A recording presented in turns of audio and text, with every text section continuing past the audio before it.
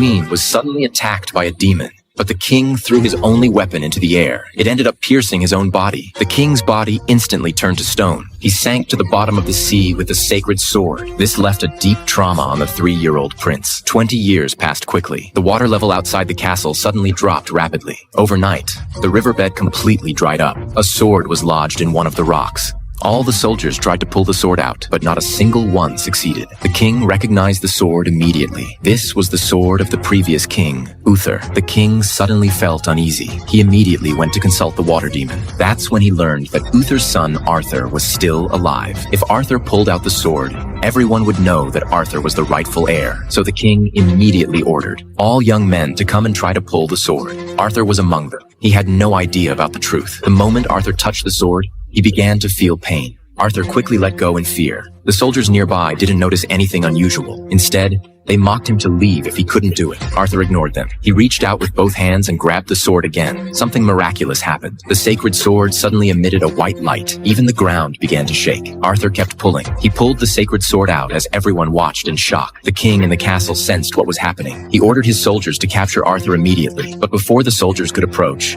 Arthur collapsed on the spot, unable to control the sword's power.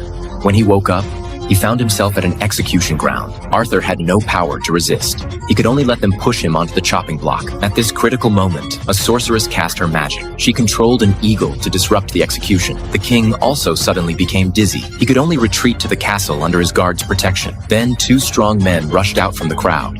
They knocked down the blocking guards and rescued Arthur. They worked together with the sorceress in blue robes. They finally jumped off a cliff and escaped the pursuit. Arthur was brought into a mysterious cave. He learned that his rescuers were all his father's former followers. They had been hiding in the mountains for years to find Arthur and to overthrow the king's tyrannical rule. But the sudden change was hard for Arthur to accept.